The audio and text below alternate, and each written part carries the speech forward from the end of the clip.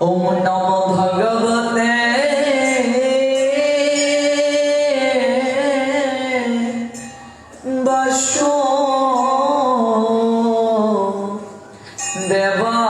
वासुदेवाय। ओम नमो भगवते वासुदेवाय।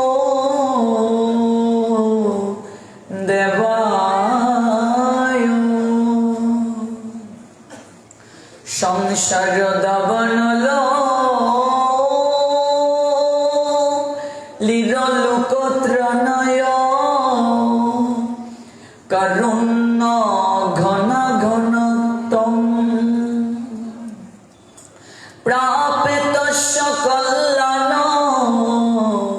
गुणरेण वश्य वंदे गुरुश्री चरणर बिंदम।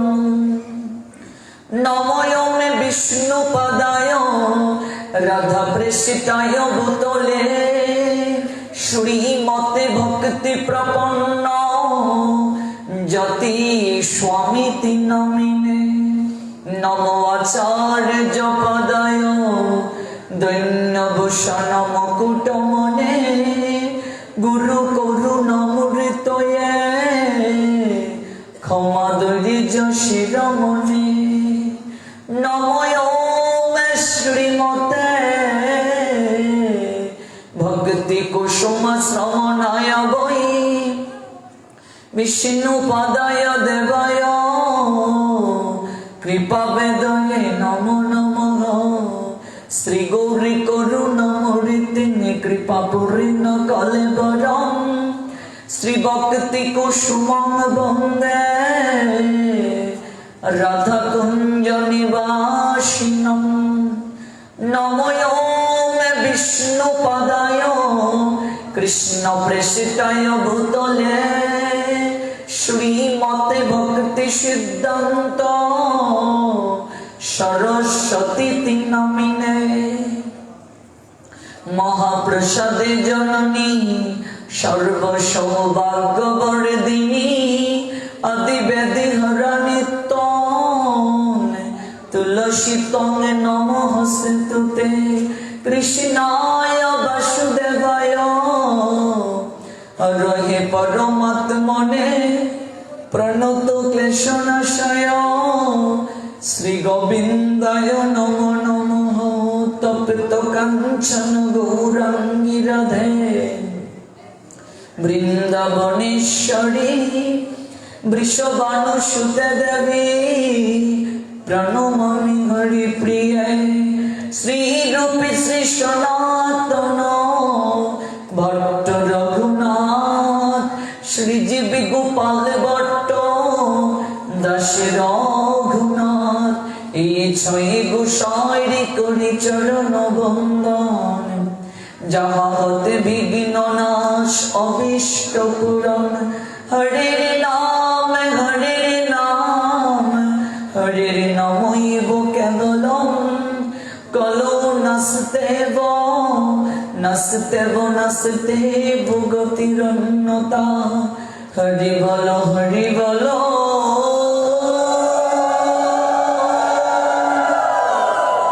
हरि बोलो भाई रे। हरि नाम बिने रे कलि जीवे अन्न गति नहीं रे। हरे कृष्ण कृष्ण कृष्ण हरे हरे हरे राम राम राम हरे हरे। समवेत अमृत पिपासु भक्त मंडली महासंयमेर मास दामोदर मास उपलक्षे 32 दिन ব্যাপী কৃষ্ণ কথা শ্রবণ মনন আস্বাদনের ধারাবাহিকতায় आज 17তম রজনী। আমরা গতকাল যে জায়গায় কথার বিশ্রাম টেনেছি आज সেই জায়গা থেকে পুনরায় শ্রবণ করব। তার প্রারম্ভিকায় সমবেত প্রত্যেক ভক্তবৃন্দের রাতুল রাঙ্গাচরণে আমি অবাঞ্ছন বৈষ্ণব জ্ঞানী ভক্তিপূর্ণ প্রণাম নিবেদন করছি এবং আপনাদের চরণ ধুলিকে শিরে ধারণ পূর্বক মূল প্রসঙ্গে আস্বাদনের নিমিত্তে অগ্রসর হচ্ছি। আমরা শ্রবণ করছিলাম শ্রীমদ্ ভাগবতের দশম স্কন্ধ থেকে সক্য প্রেমের পরকাষ্ঠা রূপে যারা গোবিন্দের সেবা করছেন, গোবিন্দের সঙ্গে লীলা বিলাস সম্পাদন করছেন, সেই ব্রজ সখাগণ তারা কালীয় হ্রদের বিষাক্ত জলে তারা অচেতন হয়ে কৃষ্ণ বলে বিলাপ করছে, কৃষ্ণকে স্মরণ মনন তারা করছে এবং তাদের মাঝে অন্যতম সখা শ্রীদাম, সেই শ্রীদাম কৃষ্ণের নিকটে গিয়ে আহাজারি জ্ঞাপন করছে, হে কৃষ্ণ, আমরা যে মরে যাব এটা আমাদের দুঃখ নেই, কিন্তু অন্তকালে তোমাকে যে দর্শন করতে পারবো না, এই দুঃখটাই আমাদের হৃদয় মাঝে গভীরভাবে গেঁথে আছে। তুমি কৃপা করে একবার দর্শন প্রদান করো। কালীয় হ্রদ থেকে যে বিষাক্ত জল সখাগণ আস্বাদন করেছিল, যে বিষের যন্ত্রণায় তারা ছটফট করছে, ভাগবত আচার্যগণ বলছেন এই বিষ আমাদের সংসার বিষের প্রতীক। কালীয় হ্রদের যে বিষ, এই বিষ আমাদের সংসারেরই বিষ। এই সংসারটাও একটা বিষকুণ্ড। কালীয় হ্রদে যে কালীয় নাগ ছিল, তার বিষাক্ত নিঃশ্বাসে কালীয় হ্রদের জল এতটা বিষময় হয়ে গিয়েছিল যে উপর দিয়ে যদি কোনো পাখিরা উড়ে যেত, সেই পাখিরা পর্যন্ত সেই বিষক্রিয়ায় অচেতন হয়ে পড়ে যেত। সংসারেও আমাদের এই বিষ আমরা দিবানিশি পান করছি। আচার্যগণ বলছেন সংসার বিষয়ানলে দিবানিশি হিয়া জলে, জুড়াই থেকে আছে আমার হরি, হরি বিফলে জনম গুয়াইন। মনুষ্য জনম পাইয়া রাধা কৃষ্ণ না বুঝিয়া, ওগো মনুষ্য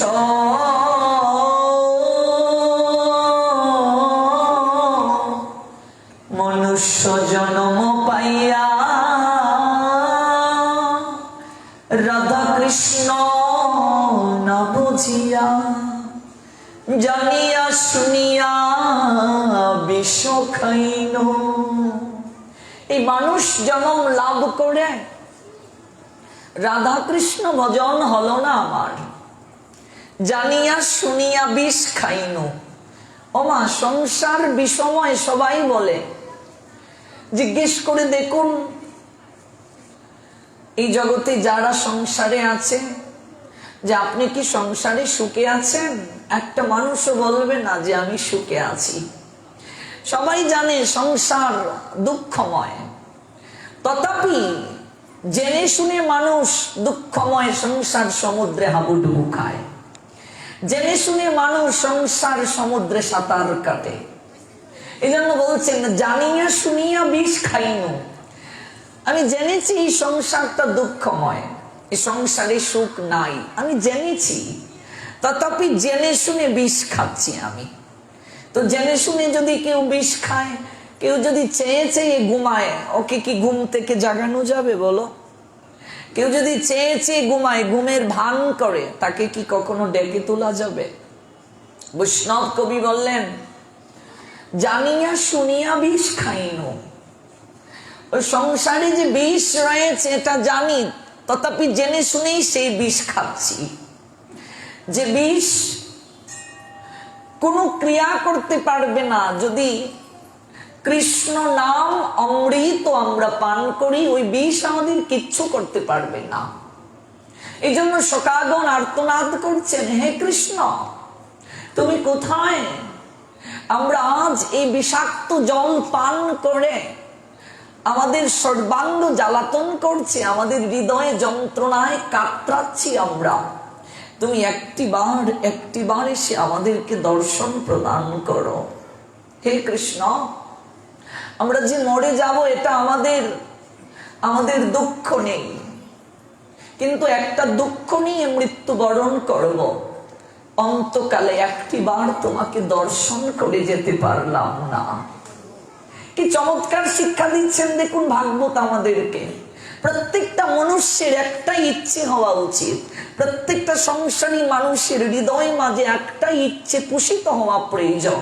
হে কৃষ্ণ, অন্তিম কালে যেন তোমার রাঙ্গা চরণকে দর্শন করে যেতে পারি। হে গোবিন্দ, অন্তত শেষ কালে যেন তোমাকে দর্শন করে এই ভবলীলা আমার সাঙ্গ হয়। প্রত্যেকটা মানুষের এই ইচ্ছেটাই পোষণ হওয়া প্রয়োজন। সাধক যারা গোবিন্দের আরাধনায় নিজেকে সর্বদা নিবেদিত রাখে, তারা একটাই প্রার্থনা করে, হে গোবিন্দ, যেন এই চোখ দ্বারা তোমার ত্রিবঙ্গ ভঙ্গিম যে রূপ, যে রূপে তুমি জগৎকে মোহিত করেছ, যে রূপে আকৃষ্ট হয়ে মানুষ সমস্ত কিছুকে বিসর্জন দিয়েছে, সেই অভয় রূপকে দর্শন করে যেন জগৎ থেকে যেতে পারি। তাহলেই এই দুটি চোখ সার্থক হবে। জনম সফলতার কৃষ্ণ দর্শন যার ভাগ্যে হইয়াছে একবার। এই জনম সার্থক হয়ে গেছে তার, যে কৃষ্ণ দর্শন করতে পেরেছে। জনম সফলতার কৃষ্ণ দর্শন যার ভাগ্যে হইয়াছে একবার। মহান সাধক যারা, সাধিকা যারা, তারা কিচ্ছুটি চায় না, শুধু একটিবার কৃষ্ণ দর্শন চায়।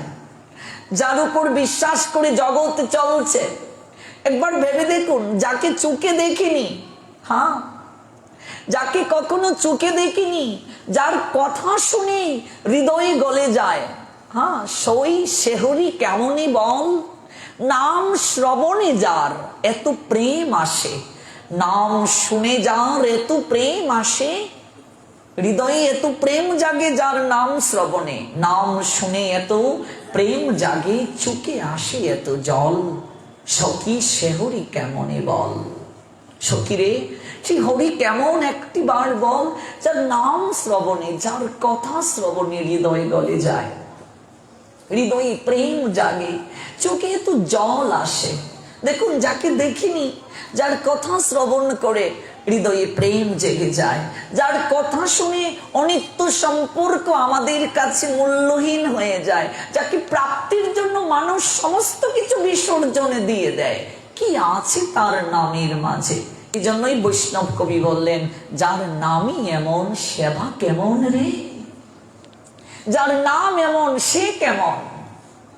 এই জন্য মহান সাধিকা যারা, মহান সাধক যারা, তারা কিচ্ছুটি চায় না। তারা অন্তিম কালে হলেও, এক জনমে না হয় অন্য জনমে, কোনো এক জনমেও যেন একটি বাড়ির জন্য হলেও যেন কৃষ্ণ দর্শন তারা পায়। এটাই প্রত্যেকটা মনুষ্য জীবের প্রার্থনা হওয়া উচিত। বাকি সমস্ত কিছু তাদের কাছে গৌণ হয়ে যায়। দেখুন সুরদাসের জীবন লীলায়, যে সুরদাস জন্মান্ধ হয়ে এই জগতে এসেছিল, জন্ম থেকেই অন্ধ, একজন মহান সাধক সুরদাস, আপনারা তার নাম নিশ্চয় শুনেছেন। এতটা আরাধনা করেছিলেন ভগবানকে, জন্ম অন্ধ হয়ে আসার পরও ভগবানের এতটা কৃপা তিনি পেয়েছিলেন, একটা গ্রন্থ রচনা করে ফেলেছিলেন। ও বাবা, যার চোখে আলো নেই সে আবার গ্রন্থ কি করে রচনা করবে? এটাই তো মুখং করুতি বাচালং পঙ্গুং লঙ্ঘয়তে গিরিম যৎকৃপা তমহং বন্দে পরমানন্দ মাধবম। মাধবের যদি কৃপা হয়ে যায়, অন্ধ যে, হ্যাঁ, তার চোখে মোহন মুরলীধর সেই শ্যাম সুন্দর আবির্ভূত হন। পঙ্গু যে সে পাহাড় পর্বত অতিক্রম করতে পারে মাধবের কৃপা হলে। মাধবের কৃপা হলে বুবার মুখে কথা ফুটে। মাধবের কৃপা হলে মূর্খ যে, যার অক্ষর জ্ঞান নেই, সে অনেক বড় পণ্ডিত হতে পারে। জাগতিক জ্ঞান আমরা যারা লাভ করেছি, অনেক বড় বড় ডিগ্রি অর্জন করেছি, কিন্তু যদি পারমার্থিক জ্ঞান না থাকে তাহলে জাগতিক জ্ঞান মূল্যহীন। সনাতন গোস্বামী পাদ তাকে যখন মহাপ্রভু বললেন তুমি গ্রন্থ রচনা করো, সনাতন গোস্বামী পাদ বলছেন প্রভু আমি মূর্খ, আমি নগণ্য কীটানুকীট, আমি কি করে গ্রন্থ রচনা করব? মহাপ্রভু বলছেন আমি তোমায় কৃপা করলাম, তুমি যা লিখবে তাই গ্রন্থ। দেখো এই যে পারমার্থিক জ্ঞান, এই জ্ঞানই সমস্ত জ্ঞানের আধার। গীতায় ভগবান কি বলছেন? রাজবিদ্যা রাজগুজ্জম পবিত্রমিদম উত্তমম প্রত্যক্ষ অবগমম ধর্মম সুশুকম কর্তুবম্বয়ম। সমস্ত জ্ঞানের রাজা হচ্ছে ভগবত সমন্বিত জ্ঞান। ভগবানের জ্ঞান যে লাভ করতে পারে তার জাগতিক জ্ঞান আপনা থেকেই হৃদয়ে লাভ হয়ে যায়। স্কুল কলেজের জ্ঞান আপনা থেকেই হৃদয়ে জাগ্রত হয়ে যায় যদি কেউ ভগবত সমন্বিত জ্ঞান অর্জন করতে পারে। বাকি সমস্ত জ্ঞান তার আপনা থেকেই ভগবান জাগ্রত করে দেন। ভগবান নিজেই গীতায় বলছেন দদামি বুদ্ধি আগাম, আমি সেই ব্যক্তিকে বুদ্ধিযোগ দান করি হৃদয় থেকে। আমি আমার হৃদয় থেকে তার হৃদয়ে বুদ্ধিযোগ দান করি, কেউ যদি আমার সঙ্গে যুক্ত হয়। এই জন্য সুরদাস জন্ম থেকে অন্ধ, কিন্তু কোনোদিন তার মাঝে অনুশোচনা নেই, কোনোদিন ভগবানের কাছে তার অভিযোগ নেই। সে কেন অন্ধ হয়ে জন্ম নিল? কোনোদিন সে ভগবানকে অভিযোগ করেনি, কারণ প্রকৃত জ্ঞানী সে জানে মানুষ তার কর্মানুযায়ী জগতে দুঃখ লাভ করে। মা প্রকৃত জ্ঞানী জানে আমার আজকের পরিণতি অতীতের কর্মফসল, আমার ভবিষ্যৎ কি হবে আমার বর্তমানের কর্ম দ্বারা। বর্তমান কর্ম যদি ভালো করি আমি, ভবিষ্যৎ অবশ্যই ভালো হবে, তাতে কোনো সন্দেহ নেই। অতীতের কর্মানুযায়ী আমার বর্তমান পরিস্থিতি, আমার বর্তমানের কর্ম ভবিষ্যৎকে নির্ধারণ করবে। প্রকৃত জ্ঞানী জানে, কাউকে দোষারোপ করে না। নিতাই আমি কি করিব বলো, সকলই কর্মের ফল। প্রকৃত জ্ঞানী জানে এই জগতে কাউকে দোষারোপ করে কিচ্ছু হবে না। অর্জুনকে ভগবান বলেছিলেন অর্জুন তুমি বলছো তুমি তাদেরকে মারবে, এই আত্মীয় স্বজন ওদেরকে মেরে তুমি রক্তে রঞ্জিত রাজ্যে বাস করতে পারবে না, তুমি কি মারবে অর্জুন? তোমার কি সামর্থ্য আছে? আমার ইঙ্গিত ছাড়া গাছের একটা পত্রও কখনো নড়ে না। এই জগতে আমার ইশারাতে সব চলে। আমি সর্প হয়ে দংশন করি, আমি উজা হয়ে জারি। আমি যুদ্ধক্ষেত্রে অর্জুন, আবার আমি দুর্যোধন, আমি শকুনি, আমি মহামহিম বিশ্ব, আমি দ্রোণাচার্য, আমি আবার অশ্বত্থামা। ভগবান বলছেন আমি সব। প্রত্যেক তার স্বীয় স্বীয় কর্মানুযায়ী স্বীয় স্বীয় চেতনা লাভ করে। এই জগতে যা কিছু হয় মানুষের কর্মানুযায়ী। প্রত্যেকের হৃদয়ে ভগবান আছেন। প্রত্যেকের হৃদয়ে যদি ভগবান থাকেন তাহলে কেউ এতটা খারাপ কেন, কেউ এত অসুর প্রকৃতির কেন? কারণ আমার হৃদয়ে ভগবান আছে, আপনার হৃদয়ে ভগবান আছেন। এমনকি রাস্তার কুকুর বিড়াল ছাগলটার মাঝেও গরুটার মাঝেও ভগবান আছেন। ও মা, আপনি ভগবানকে জাগ্রত করতে পেরেছেন গো সাধনার মাধ্যমে। আর আমি এই হৃদয়ে যে ভগবত সত্তা রয়েছে তাকে আমি ঘুম পাড়িয়ে রেখেছি। আমার হৃদয় মন্দিরে কানুকে আমি ঘুম পাড়িয়ে রেখেছি। হৃদয় মন্দিরে কানু ঘুমাইল। আমার হৃদয়েও ভগবান আছেন, আমার জাগ্রত করার যোগ্যতা আছে, ভগবান দিয়েছেন, আমি সেটা করছি না। আমি রঙ্গরসে ঘুমের রাজ্যে ঘুমিয়ে ঘুমিয়ে সময়কে অপচয় করে ফেলছি, আর শেষ জীবনে শুধু হায় উতাস, কি করলাম, সময় চলে গেল, কেন আগে আসলাম না, কেন আগে ভজন করলাম না, কেন ভগবান তোমাকে ডাকলাম না, কেন আগে আমার জ্ঞান চক্ষু খুলল না, শুধু হায় উতাস করি আমরা। কাজেই অর্জুন, তুমি কি করবে, তুমি মারবে কি? আমি ওদেরকে মেরে রেখেছি, তুমি শুধু নিমিত্ত, তুমি কাজ করে যাও, কর্মটা তোমার করা উচিত, আমি ওদেরকে মেরেই রেখে দিয়েছি। প্রকৃত জ্ঞানী সে জানে এই জগতে যা কিছু হচ্ছে আমার পূর্ব থেকে নির্ধারিত, এগুলো কর্মানুযায়ী, আমার পিছনে যে খারাপ কর্ম আমি করেছি এগুলো খণ্ডন হয়, কর্মানুযায়ী আমার আপডেট হয়, কিন্তু ভালো কর্ম তো করতে হবে। আমি জন্মান্ধ, ছোটদাস তিনি জানেন, কাউকে দুষলে হবে না, ভগবানকেও দুষলে হবে না, আমার কর্মানুযায়ী আমি জন্মান্ধ হয়ে জন্ম নিয়েছি, কোনো অভিযোগ নেই সুরদাসের। ভগবানকে প্রণাম দেন, প্রত্যহ তার গুণকীর্তন শ্রবণ করেন, তার বাল্য সখা যারা, তাদের নিকট থেকে। একদিন সুরদাস সখাদেরকে বলছেন, দেখ তোরা তো চোখে দেখতে পারিস, আমার চোখে আলো নেই, আমার চোখে আলো নেই, তোরা তো দেখতে পারিস, তোরা একটি বার ভাগবত থেকে আমায় শ্রবণ করাতো, শ্যাম সুন্দর গোবিন্দের রূপ, তিনি দেখতে কেমন, তোরা একটি বার ওই ভাগবত থেকে আমাকে শ্রবণ করা, কৃষ্ণ দেখতে কেমন, আমি তো পড়তে পারি না, তোরা একটি বার আমায় শ্রবণ করা। নিতাই বান্ধব হয়ে আমার হস্ত ধরিয়ে পূর্ণ ক্ষেত্র শ্রী বৃন্দাবন দাও হে দেখিয়ে। গৌরহরি নিতাই চাঁদকে বলেছিলেন, জগতের প্রিয় বান্ধবকে, প্রকৃত ভক্তকে, যে আমাকে শেষের দিনের রাস্তাটা দেখিয়ে দেয়, হাত ধরে, যে আমার হৃদয়ে জ্ঞান চক্ষু খুলে দেয়। মানুষের জন্ম কবার হয়? মাতৃ জঠরে আমরা আসলাম, কর্মানুযায়ী একবার জন্ম হলো, দ্বিতীয় জন্ম আমাদের পারমার্থিক জন্ম, এই চোখে যেদিন আলো হয় এবং যেদিন আমার গুরু কৃপা হয় সেটাও জন্ম।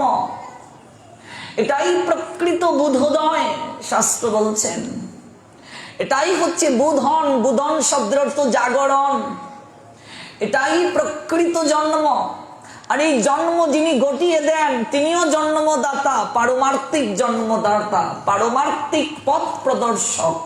সারা জীবন আমরা তার কাছে ঋণী থাকি। গৌরহরি শিক্ষা দিলেন, নিতাই বান্ধব হয়ে, ওহে নিতাই চাঁদ তুমি বান্ধব হয়ে আমার। যখন বৃন্দাবনের চিন্তা চেতনায় গৌরহরি অবাক, গুমড়ে গুমড়ে কাঁদেন, কবে আমার বৃন্দাবন দর্শন হবে।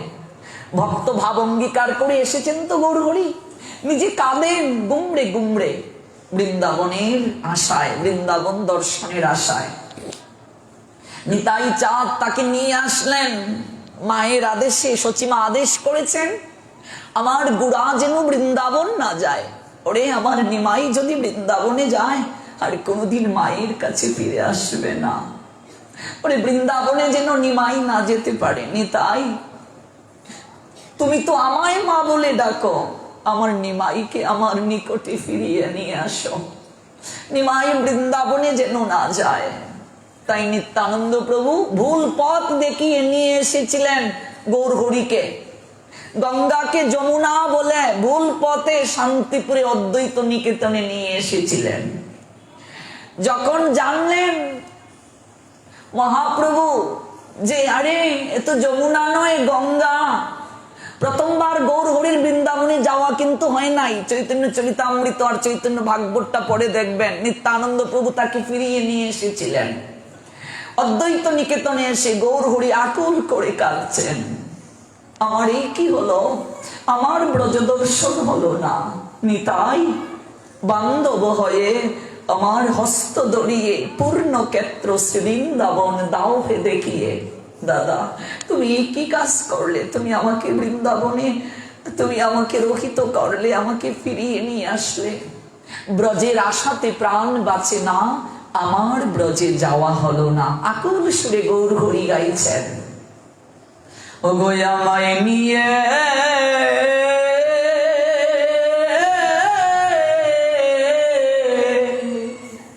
ব্রজেতে চলো,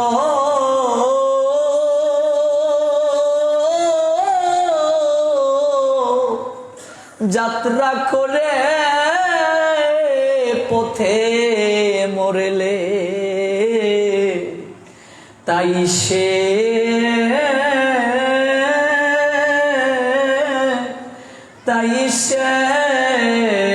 ভালো। দাদা তুমি আমায় ব্রজে নিয়ে চলো। কোথায় সেই নীল যমুনা? আমি একবার রাধে রাধে রাধে বলে ঝাঁপিয়ে পড়ব। কোথায় সেই রাধা কুণ্ড? আমি হা রাধে শ্রী রাধে বলে আমি রাধা কুণ্ডের তীরে গড়াগড়ি দেব। বলো না দাদা, আমায় তুমি হস্ত ধরে বৃন্দাবন, পূর্ণ ক্ষেত্র শ্রী বৃন্দাবন দর্শন করিয়ে দাও। আমায় নিয়ে ব্রজেতে চলো, যাত্রা করে পথে মরলে তাই সে ভালো। আমি ব্রজে যাব, মেঘে খাবো, অসার প্রাণার রাখবো না। গৌর হরি বলছেন, গৌর হরির বৃন্দাবনে যাওয়ার যে বিলাপ, অপূর্ব অপূর্ব লীলা, গৌরাঙ্গ লীলা মাধুরী যদি পড়েন, গৌর হরি বৃন্দাবনে যাওয়ার কি আক্ষেপ দেখিয়েছেন। প্রত্যেকটা মানুষকে একটি বার হলেও জীবনে ব্রজধাম দর্শন করা উচিত। এটাই গৌর হরি তার বিলাপের মাঝে ফুটিয়ে তুলেছেন। আমি ব্রজে যাব, মেঘে খাবো, আমি বৃন্দাবনে যাব, আর আমি ব্রজবাসীদের কাছে গিয়ে মাধু করি চাইব, ভিক্ষা চাইব। আমি ব্রজের দাঁড়ে দাঁড়ে গিয়ে ভিক্ষা করব, আর হা রাধে শ্রী রাধে বলে রাধা কুণ্ডের তীরে ঘুরে বেড়াবো। কোথায় সেই নীল যমুনা? কোথায় কোথায় কাম্যবন? কোথায় রাসস্থলী? কোথায় গিরি গোবর্ধন? চিৎকার করে গৌর হরি কাঁদেন, আমি ব্রজে যাব, মেঘে খাবো, অসার প্রাণার রাখবো না। সঙ্গের সঙ্গী ছিল হরিদাস। যখন নীলাচলে গৌর হরি শেষ লীলায় যখন হরিদাস ঠাকুর গৌর হরিকে ছেড়ে চলে গেলেন, প্রার্থনা করেছিলেন মহাপ্রভুর নিকটে, প্রভু তুমি আমাকে অনেক কৃপা করেছো, এই ম্লেচ্ছ অধম আমি, কেউ ভালোবাসে না আমায়, তুমি সেই জায়গা থেকে আমাকে বৈকুণ্ঠে চড়িয়েছো, বৈকুণ্ঠের ঊর্ধ্বগতি দান করেছো। তুমি আমাকে বিপ্রের শ্রেষ্ঠ যে বৈষ্ণবত্বের সম্মান, অদ্বৈত আচার্যের পিতৃশ্রাদ্ধে সেটাও তুমি দিয়েছ, অনেক কিছু তুমি আমায় দিয়েছ। একটি প্রার্থনা আর শুধু তোমার কাছে, প্রভু তোমার আপন ভুবনে আমি ছাড়া কোটি কোটি ভক্ত আছে যারা তোমায় প্রাণ ভরে ভালোবাসে, তোমার লীলায় পুষ্টি সাধন করে, কিন্তু প্রভু আমার আপন ভুবনে তুমি ছাড়া আর কেউ নেই, আমি ম্লেচ্ছ। আমার মন বলছে তুমি লীলা সংবরণ করে চলে যাবে। তোমার কাছে নিবেদন, আমি তোমার আগে আমি যেতে চাই। তোমার বিরহ আমি কখনো কখনো আমি সহ্য করতে পারবো না। আমরা শুনবো ভক্ত অদর্শনে গৌর হরির বিলাপ শেষের দিকে হরিদাসের কথা। হরিদাসকে কৃপা করেছিলেন গৌর হরি। নীলাচলে যখন হরিদাস ঠাকুর নির্জান লীলা করলেন, তখন থেকে কিন্তু গৌর হরি এক অন্যরকম হয়ে গেলেন। এই গৌরাচাঁদ আর আগের গৌরাচাঁদ অনেক পার্থক্য।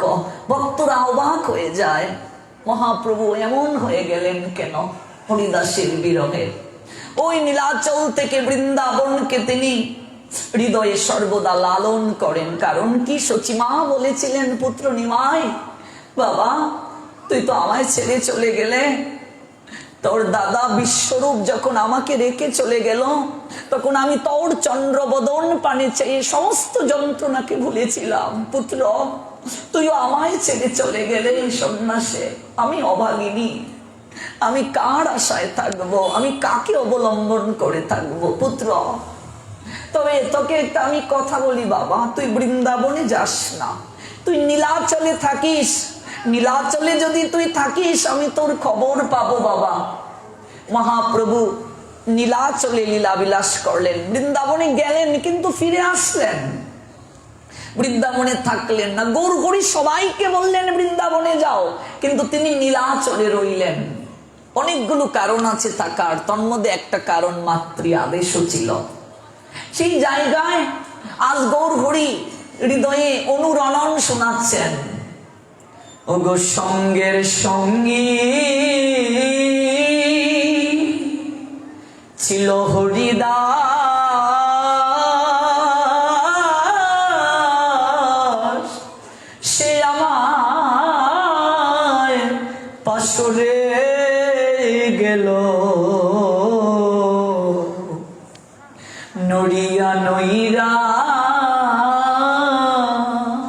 আমার সঙ্গী হরিদাস ছিল, সে আমাকে আমাকে কত কিছু বলে, আমাকে আমাকে নাড়িয়ে হ্যাঁ সে চলে গেল। সঙ্গের সঙ্গে ছিল হরিদাস, সে আমায় পাশরে গেল, সে আমায় ছেড়ে চলে গেল, আমার যাওয়া হলো না। হ্যাঁ, ব্রজের আশাতে প্রাণ বাঁচে না, আমার ব্রজে যাওয়া হলো না। সঙ্গের সঙ্গী ছিল হরিদাস, সে আমায় পাশরে গেল, হরিদাস আমায় ছেড়ে চলে গেল। হ্যাঁ, কিন্তু আমার যাওয়া হলো না। আমি ব্রজে যাব, মেঘে খাবো, অসার প্রাণ রাখবো না। কি আকুল প্রার্থনা গৌর হরির! বৈষ্ণব কবি ফুটিয়ে তুললেন, সঙ্গের সঙ্গী ছিল হরিদাস, সে আমায় পাশরে গেল, সে আমায় ছেড়ে চলে গেল।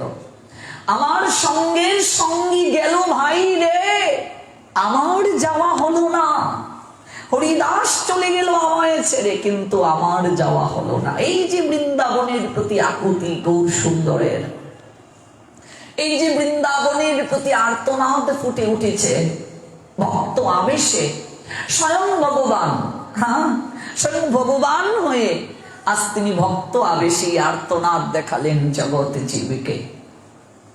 কি আর্তনাদ দেখুন! আজ সুরদাস সকাদের কাছে আর্তনাদ করছে, তোরা তো চোখে দেখতে পারিস, তোদের তো চোখে আলো আছে, আমি তো অন্ধ। একটিবার শ্রীমদ ভাগবত থেকে কৃষ্ণের রূপ কেমন আমাকে শ্রবণ করাতো। হ্যাঁ, কৃষ্ণ দেখতে কেমন, হ্যাঁ তিনি কতটা করুণার নিধি, তিনি কতটা কৃপার সাগর, হ্যাঁ তিনি কতটা পতিত পাবন, হ্যাঁ কেমন করে ব্রজবাসীগণ তাকে ভালোবেসেছিল। একটিবার আমায় শ্রবণ করাতো তোরা, তোরা আমার প্রকৃত বান্ধব। দেখুন প্রকৃত বান্ধবকে সুরদাস বলছেন, তোরা আমার প্রকৃত বান্ধব, আমায় একটু শ্রবণ করা। প্রত্যহ ভাগবত শ্রবণ করেন সুরদাস। শ্রবণ করতে করতে তার নয়ন থেকে ঝরঝর করে জল ঝরে, আর মনে মনে একটা প্রার্থনা করেন শ্যাম সুন্দর মুরলীধর কৃষ্ণের নিকটে, হে কৃষ্ণ, জন্ম নিয়ে তোমার প্রকৃতিকেও দর্শন করতে পারলাম না, আমার চোখে আলো নেই, আমার সারাটা জীবন অন্ধকারময়, তোমার কাছে আমার কোনো অভিযোগ নেই, তুমি আমার চোখে আলো দাওনি, আমার কোনো অভিযোগ নেই। হে গোবিন্দ, হে শ্যাম সুন্দর, তবে আমার অন্তিম একটা ইচ্ছে আছে তোমার কাছে, একটা ইচ্ছা কেবল তোমার কাছে। আমি কিচ্ছুটি তোমার নিকটে চাইনি বলো, আমি জানি আমার কর্মানুযায়ী আমার এই দুর্দশা, শুধু একটা ইচ্ছে, হে গোবিন্দ, আমার জীবনের শেষ দিনগুলো যেন আমি বৃন্দাবনে বাস করতে পারি।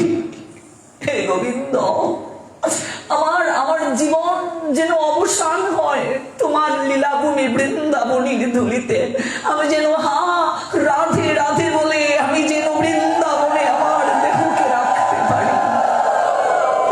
জয় জয় শ্রী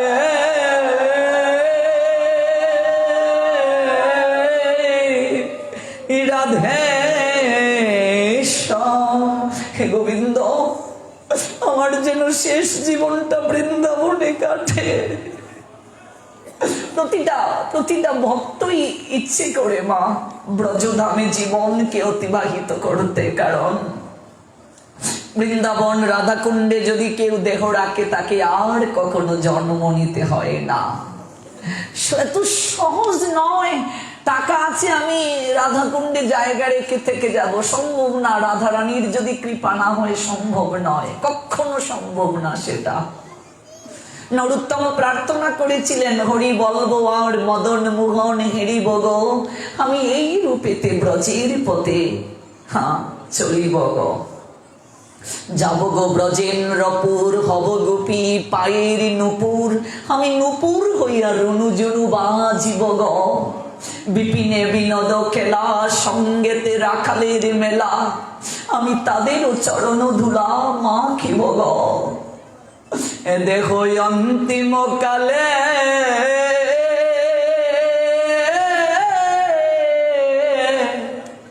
আমি রাখব শ্রী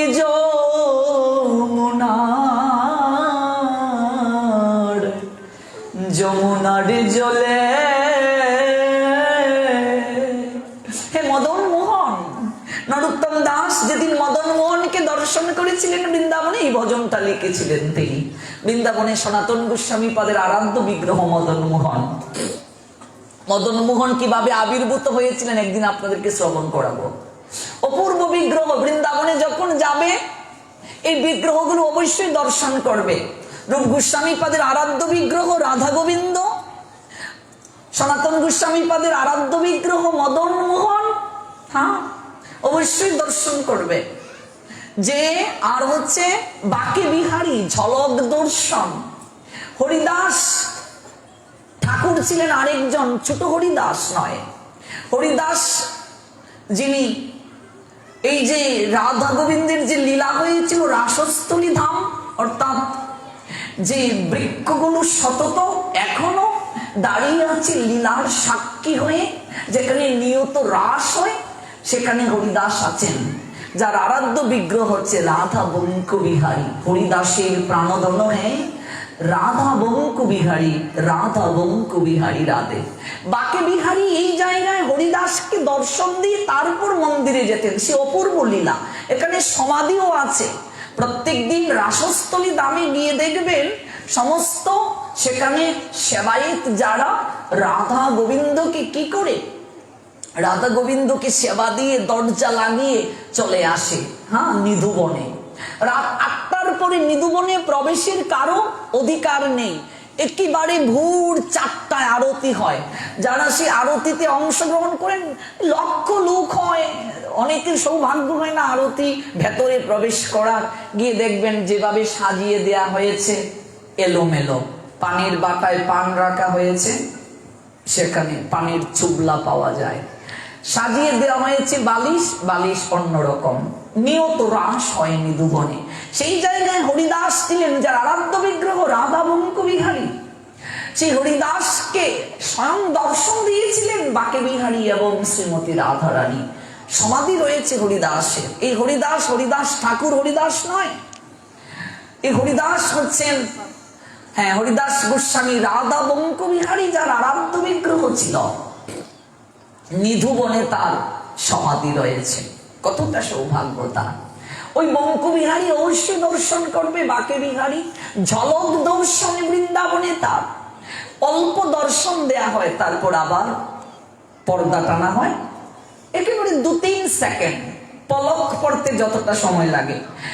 সারাক্ষণ বাকে বিহারীকে দর্শন দেয়া হয় না। আমরা যেমন এইভাবে মন্দিরে দরজা উন্মোচন থাকে, খোলা থাকে, আমরা গিয়ে ভগবানকে দর্শন করি। কিন্তু বৃন্দাবনে একমাত্র বিগ্রহ বাকে বিহারী। এইভাবে কখনো দরজা খোলা থাকে না। কিভাবে দর্শন হয়? পর্দা টানা হয়, আবার বন্ধ হয়, টানা হয়, বন্ধ হয়, মাত্র কয়েক সেকেন্ড দেখার সুযোগ থাকে। কেন জানো? এই বাকে বিহারী বিগ্রহ যখন ত্রয়োদশ শতাব্দীতে, বা আমরা দেখতে পাই যখন যবনেরা আক্রমণ করেছিল মুসলমান শাসন আমলে, বৃন্দাবনের সমস্ত বিগ্রহকে সরিয়ে নেওয়া হয়েছিল জয়পুরে। এমনকি সনাতন গোস্বামী পাদের রাধা মদন মোহন বিগ্রহও কিন্তু বর্তমানে বৃন্দাবনে নেই। মূল বিগ্রহটি জয়পুর ধামে আছে। সমস্ত বিগ্রহ রাধা গোবিন্দ রূপ গোস্বামী পাদের সেই বিগ্রহগুলো কিন্তু জয়পুরে আছে, কিন্তু একমাত্র বৃন্দাবনের বিগ্রহ বাকে বিহারী, যাকে হাতি দিয়ে পর্যন্ত টেনে নেওয়া যায় নাই। সেই বিগ্রহ বৃন্দাবন ছেড়ে এক পা যান নাই, হাতি দিয়ে পর্যন্ত টানা হয়েছে, বিগ্রহ সরানো যায় না। বাকে বিহারী বিগ্রহ, যে বাকে বিহারী নিয়ত হরিদাসকে কৃপা করে, হরিদাস গোস্বামীকে কৃপা করে, তারপর তিনি মূল মন্দিরে যেতেন, রাস করে মূল মন্দিরে যেতেন। অবশ্যই বাকে বিহারী দর্শন করতে হবে। বাকে বিহারী লক্ষ লক্ষ লোক দর্শন করে প্রত্যহ, এবং আপনি অবাক হবেন বাকে বিহারী দর্শনের পশ্চাতে একটা চমৎকার কৃপা আছে বাকে বিহারীর। আপনাকে প্রণাম দিতে হবে না, যেমন আমরা গিয়ে দণ্ডবোধ প্রণাম করি, বাকে বিহারী দর্শন করতে আপনাকে প্রণাম লাগবে না, দর্শন করলেই কৃপা। কেন জানো? তার কারণ হচ্ছে লক্ষ লক্ষ লোক তো হয়, আপনি যদি প্রণাম দেন আপনি আর উঠতেই পারবেন না, একেবারে পিষে যাবেন, পায়ে পা দিয়ে মারিয়ে আপনাকে দিয়ে দেবে। এবং বাকে বিহারী এভাবে প্রণাম করার নিয়মও নেই, কিন্তু আমি লঙ্ঘন করে একটু প্রণাম দিতে চেয়েছিলাম, আমার উপরে কয়েকটা পাড়া পড়েছিল, দেওয়ার প্রয়োজন নেই। এভাবে হাত জোর করলে বাকে বিহারী কৃপা করেন। বাকে বিহারী এভাবে পর্দা টানা হয়, ঝলক দর্শন বন্ধ করা হয়, কপাট খোলা হয় বন্ধ করা হয়, খোলা হয় বন্ধ করা হয়। মানে বাকে বিহারী এক দৃষ্টিতে কেউ দর্শন করতে পারে না, কারণ বাকে বিহারী বিগ্রহ হচ্ছে প্রেমময় বিগ্রহ। ভগবান তো ভক্তের প্রেমে আবদ্ধ, কেউ যদি ভক্তি গড়ে, ভগবানকে ভালোবাসে, সেই বাকে বিহারী মন্দির ছেড়ে ভক্তির সঙ্গে সঙ্গে চলে যান। এই জন্য ঝলক দর্শন। নবদ্বীপে বর্ধমানের কালনা, সেখানেও ঝলক দর্শন হয় গৌর নিতাই, একদিন আপনাদেরকে শ্রবণ করাবো। গৌরীদাস পণ্ডিতের গৃহে গৌর নিতাই, এটাও ঝলক দর্শন, যদি কখনো যান দর্শন করে আসবেন। মানে একসঙ্গে গৌরান নিতাইকে দেখানো হয় না, পর্দা টানা হয়। আবার আমরা একাদশী তিথিতে দর্শন করতে গিয়েছিলাম, সারাদিন থেকেছিলাম, 5 মিনিট আপনাকে দেখানো হলো, আবার কপাট বন্ধ, একসঙ্গে নয়, কপাট খুলে পর্দা টানা হয় আবার লাগানো হয়, একজন লোক কন্টিনিউয়াসলি থাকে, পর্দা টানা হয় আবার লাগানো হয়, টানা হয় লাগানো হয়, মানে কয়েক সেকেন্ড আপনাকে দেখানো হয়। কারণ কি? এই গৌর নিতাইয়ের এরকম ঝলক দর্শনের পিছনে কারণ কি? কালনায় একদিন বিস্তারিত ব্যাখ্যা না করলে তো বোঝা যাবে না, বিস্তারিত একদিন শোনাবো। আর বৃন্দাবনে বাকে বিহারী ঝলক দর্শন, এই 2 জায়গায় ঝলক দর্শন, আর কোথাও ঝলক দর্শন নেই। বৃন্দাবনে একটাই বিগ্রহ, বাকে বিহারী ঝলক দর্শন হয়। তো মদন মোহন সনাতন গোস্বামী পাদের আরাধ্য বিগ্রহ, রূপ গোস্বামী পাদের আরাধ্য বিগ্রহ হচ্ছে রাধা গোবিন্দ, জীব গোস্বামী পাদের আরাধ্য বিগ্রহ হচ্ছে রাধা দামোদর।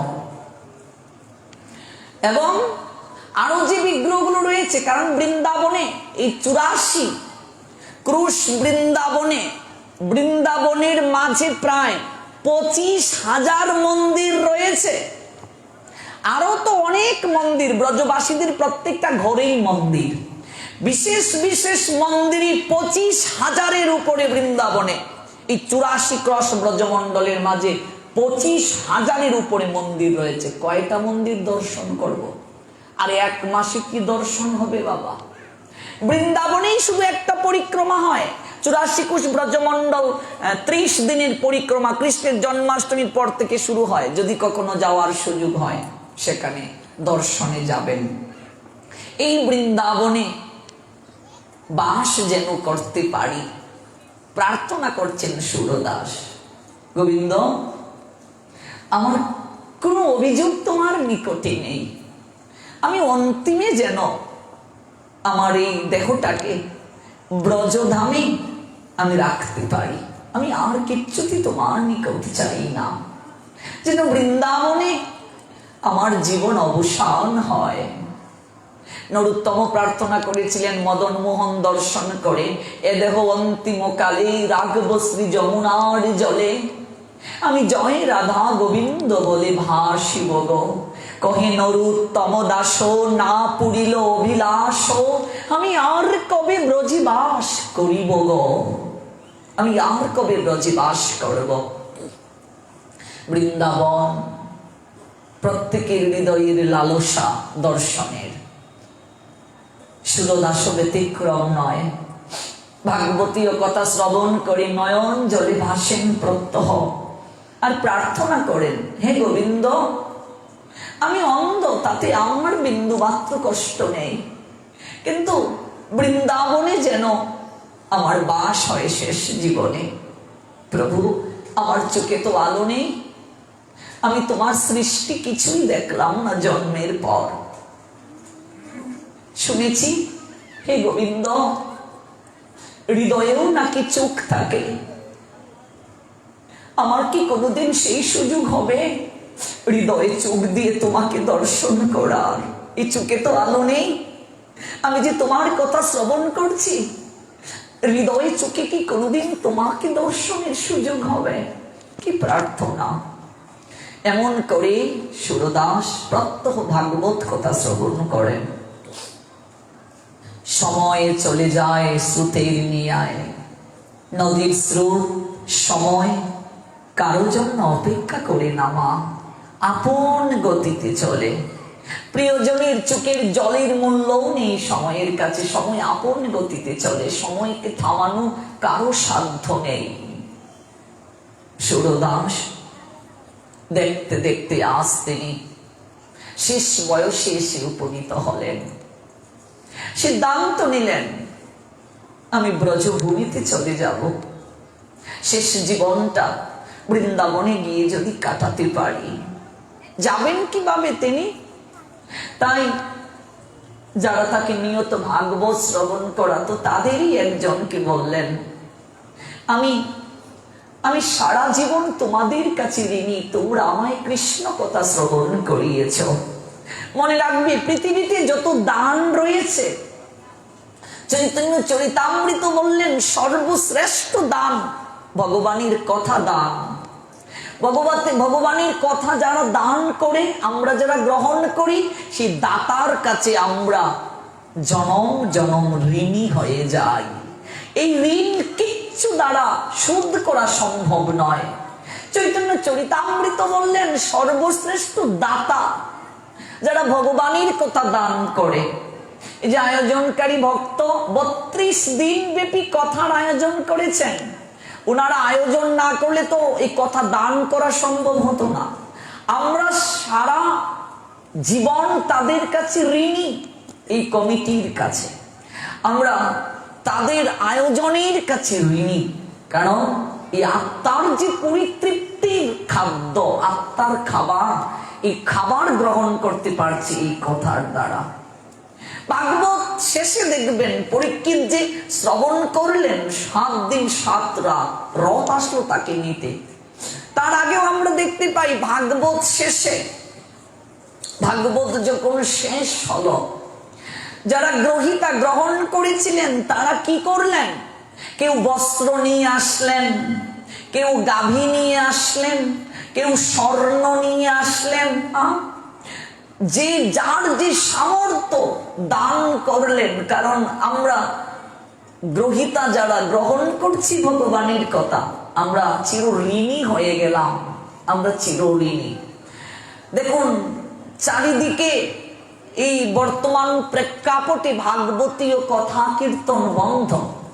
একটা সাহসিকতার পরিচয় দিয়েছেন এই রাম ঠাকুর জন্মোৎসব মহামন্দির কমিটির কর্তৃপক্ষ। তারা আমাদেরকে প্রত্যেক বছরের নিয়ায় হরিকথার ধারাবাহিকতা ওনারা অব্যাহত রেখেছেন। আমরা যারা প্রত্যহ গ্রহণ করছি এই হরিকথা, আত্মতৃপ্তি পাচ্ছি, আমরা কিন্তু চিরঋণী। আমাদের দ্বারাই এই উৎসব হবে। এই মন্দির আমাদের সবার, এটা সার্বজনীন মন্দির। রাম ঠাকুর কারো ব্যক্তিগত নয়, সবার জন্য তিনি মানবতার তরে জীবনকে বিসর্জন দিয়ে দিয়েছেন। এত বড় একটা উৎসব মাস ব্যাপী চলছে। আমাদের দায়িত্ব কমিটির পাশে দাঁড়ানো, আমাদের দায়িত্ব আয়োজনকারী ভক্তদের পাশে দাঁড়িয়ে তাদেরকে সহযোগিতা করা, তাদের সহযোগিতার সক্ষতায় আমরা নিজেকে আবিষ্ট রাখবো। তাই আপনাদের নিকট অনুরোধ থাকবে আমার, এই ভাগবতীয় কথা অব্যাহত রাখার জন্য, এই ভাগবতীয় কথা সব সময় যেন আয়োজন করা যায়, সেই ধারাবাহিকতায় আপনারা আপনাদের সামর্থ্য অনুযায়ী মন্দির কর্তৃপক্ষের নিকটে এই অনুষ্ঠানটির শ্রীবৃদ্ধির জন্য যার যে সামর্থ্য অনুযায়ী একটু দান করবেন। আমাদের জহর প্রভুজি সতত তিনি এই এই রাম ঠাকুরের জন্মোৎসব মন্দির যে অনুষ্ঠান, সেই অনুষ্ঠানের পশ্চাতে নিবেদিত প্রাণ, কমিটি বৃন্দ নিবেদিত প্রাণ, তাদের নিকটে আপনারা আপনাদের সামর্থ্য অনুযায়ী যতটুকু পারেন মন্দিরের উন্নয়নের জন্য অংশ নেবেন। দেখুন, আমরা 100 জন ভক্ত যদি প্রত্যেকের জায়গা থেকে একটু একটু করে আমরা নিজেকে এগিয়ে দেই, এই ক্ষুদ্র ক্ষুদ্র বালুকণা থেকে যেমন বিশাল অট্টালিকা হয়, ক্ষুদ্র ক্ষুদ্র জল থেকে যেমন মহাসাগর হয়ে যায়, তেমনি ভাবে আমাদের অল্প অল্প আমাদের সামগ্রিক দান এই মন্দিরের শ্রীবৃদ্ধির জন্য পর্যাপ্ত হবে। আপনারা আপনাদের সামর্থ্য অনুযায়ী যতটুকু পারা যায় আপনারা এগিয়ে আসুন এই মন্দিরের উন্নয়নের জন্য, অনুষ্ঠানটিকে সুসম্পন্ন করার জন্য। আর এই কার্তিক মাসে দানের তো মহিমা অতুলনীয়। অন্যান্য সময়ে দান করলে যে কৃপা হয়, কার্তিকে দান করলে 1 সহস্র গুণ বেশি কৃপা সাধিত হয়। আমরা ধারাবাহিকভাবে এগুলো শুনব। যত দান রয়েছে জগতের সর্বশ্রেষ্ঠ দান হচ্ছে ভগবানের কথা দান। এই জন্য চৈতন্য চরিতামৃত বললেন, শুধু দাতা নয়, তারা দাতা শিরোমণি। দাতার মাঝে সর্বশ্রেষ্ঠ আখ্যান দিয়েছেন চৈতন্য চরিতামৃত, দাতা শিরোমণি। যিনি ভগবানের কথা দান করেন, আমরা তাদের কাছে চিরঋণী হয়ে যাই। তাই সুরদাস বলছেন, তোমরা যে আমায় ভাগবত কথা শ্রবণ করালে, আমি তো তোমাদের কাছে চিরঋণী। কিচ্ছু দেয়ার নাই তোমাদের নিকটে, আমি শুধু কাঙ্গালের মতো নিলাম তোমাদের কাছে। তাই আজ আমি, আমার ইচ্ছে, আমার শেষ জীবনটা আমি বৃন্দাবনে কাটাবো, এটা আমার ইচ্ছে। তোমরা আমাকে এত কৃপা করলে, আমার তোমাদেরকে প্রতিদানে দেওয়ার কিছু নেই। তাই যাওয়ার পূর্বে একটু নয়ন জল দিয়ে তোমাদেরকে দক্ষিণা প্রদান করে যাচ্ছি। কারণ দক্ষিণা ব্যতীত তো নিষ্ফল। এই যে শুনলেন ভাগবতীয় কথা, একটু নয়ন জল দিয়ে যাচ্ছি। আর একটা নিবেদন আমার, আমি তো চোখে দেখি না, তোমাদের মাঝে একজন আমাকে একটু বৃন্দাবনে নিয়ে যাওয়ার যদি সঙ্গী হতে, আমি সারাটা জীবন তোমাদের কাছে চিরকৃতজ্ঞ থাকতাম। আরে এ কেমন কথা সুরদাস? নিশ্চয় নিশ্চয়, এত মহাকার্য। চৈতন্য চরিতামৃত পড়বেন, দেখবেন সাক্ষী গোপালের যে চ্যাপ্টার রয়েছে, যারা পড়েছেন চৈতন্য চরিতামৃত, ছোট বিপ্র বড় বিপ্রের ঘটনা। সেখানে বড় বিপ্র মানে একজন ব্রাহ্মণ, তার ছেলেরা তাকে ব্রজধাম দর্শন করতে নিয়ে যায়নি, একটা ব্রাহ্মণ কুমার তাকে নিয়ে গিয়েছিল। সে অপূর্ব লীলা, যদি কোনোদিন সুযোগ হয় শ্রবণ করাবো, আরো তো সময় আছে আমাদের। সেখানে গিয়ে ব্রজধাম দর্শনের পর বলছে, ধাম দর্শন যারা করায় তারা সবচেয়ে বেশি কৃপা হয়, আর যার নিমিত্তে ধাম দর্শন হয় তার কাছে চির ঋণী হয়। বড় বিপ্র বলেছিলেন, কি দেব প্রতিদানে তোমায়? আমার পুত্রও সেই কার্য করে নাই, তুমি আমার যে কার্য করেছ। তোমাকে দক্ষিণা কি দেব? আমার একটা মেয়ে আছে, ওই মেয়েটাকেই তোমার চরণে আমি সঁপে দিতে চাই। দেখবেন চৈতন্য চরিতামৃতটা পড়ে, সে অনেক ঘটনা। মেয়েকে দান করেছিলেন গোপালকে সাক্ষী রেখে, তারপর তার সন্তানেরা সেই কথা রাখে নাই, গোপাল সাক্ষী দিতে এসেছিল। এখনো সাক্ষী গোপালের বিগ্রহ আছে, পুরীধামে যাওয়ার আগে পড়ে গিয়েছেন বাবা, হ্যাঁ উনি দর্শন করে এসেছেন সাক্ষী গোপাল। একদিন আপনাদেরকে এই লীলাটাও শ্রবণ করাবো, সে অপূর্ব লীলা। তাই বলছেন, অবশ্যই তোমাকে নিয়ে যাব। সুরদাসকে তার এক সঙ্গী বৃন্দাবনের পথে নিয়ে যাচ্ছেন। তখনকার সময়ে তো এরকম ছিল না যানবাহন যে আমি খুব সহজেই চলে যাব বৃন্দাবনে। ইন্টারনেট থেকে এখন বৃন্দাবনের সমস্ত কিছু ঘরে বসে দর্শন করা যায়, এই সুযোগটা তো তখন ছিল না। সুরদাস যাচ্ছেন, পথে তাদের কৃষ্ণ কথা স্মরণ হয়, আস্বাদন হয়, আর সুরদাস চলছেন। হঠাৎ তার হৃদয় মাঝে অনুভূতি হলো, আমি বৃন্দাবনে যাচ্ছি, এখনো তো গোবিন্দের চরণে পূর্ণ আমার শরণাগতি হলো না। শুনেছি পূর্ণরূপে কৃষ্ণ চরণে শরণ না নিলে কৃষ্ণ কৃপা হয় না। যতদিন পর্যন্ত মানুষ নিজের বলে কিছু রাখে আর ভগবানকে কিছু দেয়, ভগবান কাউকে কৃপা করেন না। যতদিন পর্যন্ত পূর্ণ স্মরণ আসে না ভগবানের প্রতি, ততক্ষণ পর্যন্ত ভগবান শ্রীকৃষ্ণ কাউকে কৃপা করেন না। বৃন্দাবনের নৈকট্যে এসে সুরদাস তার সখাকে বলছেন, বন্ধু, চিরজনমের সাথী তুমি আমার। প্রকৃত বন্ধু তো সেই যে পারমার্থিক পথে সহযোগিতা করে, সাহায্য করে। চিরঋণী তোমার কাছে বান্ধব। তোমার নিমিত্তে ব্রজধামে আমার আশা আজ সার্থক হবে। আমার একটা নিবেদন তোমার কাছে, আমি বাকিটা পথ, আমি অন্ধ, তথাপি আমি একা একাই যেতে চাই। তুমি কৃপা করে প্রত্যাগমন করো, গৃহে ফিরে যাও। কি বলছো তুমি?